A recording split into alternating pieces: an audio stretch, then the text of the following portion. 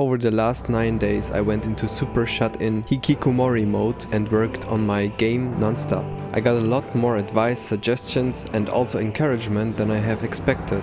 Thanks for that. I am just as excited about the project as on day one, and I really hope I can keep doing this for a long time without getting off track because of work and other responsibilities. This already grew into a passion project for me, and I'm thankful to everyone interested in my journey, even though it's just a prototype basically.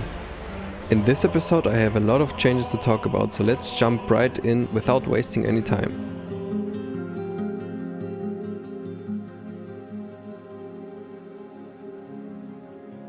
Right after I uploaded my first devlog, I went back to redesigning what the core gameplay should look like.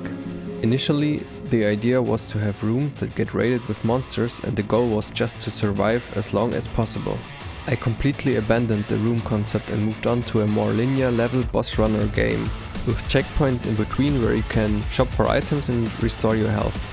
So in between checkpoints it's all about being fast, since you have a combo counter that goes up when you kill many monsters in succession fast. Whenever I am doing too much game design or programming, I need to switch to doing art again, and that's when I designed my next enemy type, the Meatball Rider. It's still just a prototype model with a cheap automatic weight paint on the armature, but it's enough to test it in a game and see how I can integrate it. I thought about what the shop could look like and who the shopkeeper is. The character you see here is Chicken Legs, which is actually a character from a card game I worked on during my studies. And for the next I don't know how many hours I only tried to get my item system to work, so that you can spawn items which are available in the shop. In general, I didn't work too much on level design yet, since it's so early and the concept needs some more work first, but I tried to at least get some big items ready for prototype blocking, so I sculpted some big rocks. With those, I can at least replace my cubes and make it a bit less boring to look at. Maybe you already noticed the pattern in my workflow, and that is that I can't finish stuff before starting the next thing, because I can't commit, but I jumped back to designing gameplay again and gave the player a parry and the enemy a stagger animation for when it gets parried. But a bigger change was to adjust the movement of the player. I don't use the physics engine anymore, and now it feels more snappy in my opinion. Still needs a lot of polish and needs to be extended, but it's a start.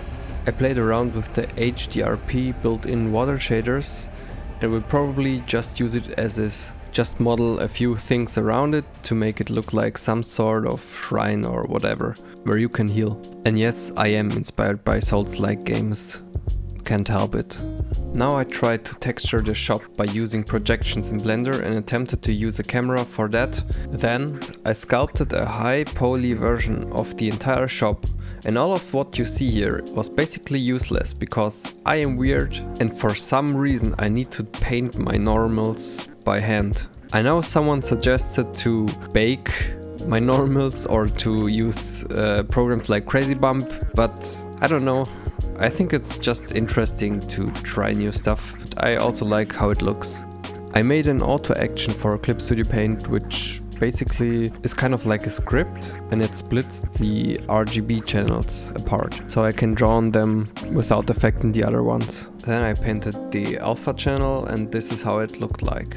I'm not really satisfied, but I'm on my way to find what I like and what I want to do for the art style of the game. If I had to summarize what I'm doing here, I would say I bake an object space normal map on my UVs and use the quick edit feature by Blender to paint over a screenshot of the view in Clip Studio Paint. Then I reproject it on the mesh and override the object space normal map. Then I bake the current normals as a tangent space normal map and use that in Unity, and can still do small adjustments.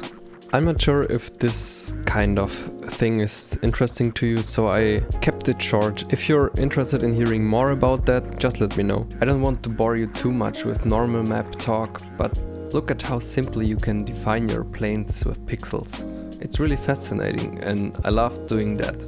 I also tried some really crazy brush shapes with color information on it and made a stamp to paste over the texture, but not sure if that's a good approach. But for simple items that don't need too much attention, I will totally do it the 2D way instead of sculpting, since it is enough detail for my purposes and it's also more efficient. For the shop I want an insect theme. So items that boost stats or health, for example, can be bugs that are sold by chicken legs. I started designing props for the shop, but I didn't get far yet. I will update you on that in the next devlog. And now you can see the design of the first weapon in the game. A basic, boring sword.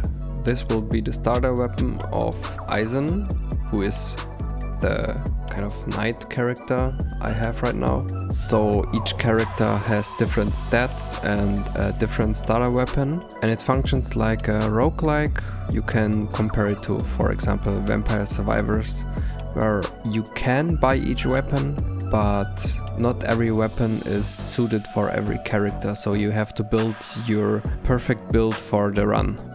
You combine two different weapons and try to improve your strategy for a specific run. In the shop are always a set amount of weapon slots, and you can re-roll the shop for a bit of your hard-earned currency if you want other items that you need for your build. The sword details didn't turn out how I would like it, so I will revisit it later. I made an icon for it and put it into the weapon list for the shop. I'm having a lot of fun drawing these little icons, by the way. While there's a lot of normal map stuff going on in the background, let me tell you about how this devlog will continue from now on. I know that there's some work-related stuff coming up, so I won't post the next update so fast, but it will come. Hope that's okay, but I need to take care of things, and sitting here in front of my desk makes my body suffer. I need to be careful when doing these crazy sprints. The last thing I added was again some feedback for the player. That means particle effects and sound when you hit the parry successfully, and a bloody screen when you get hit.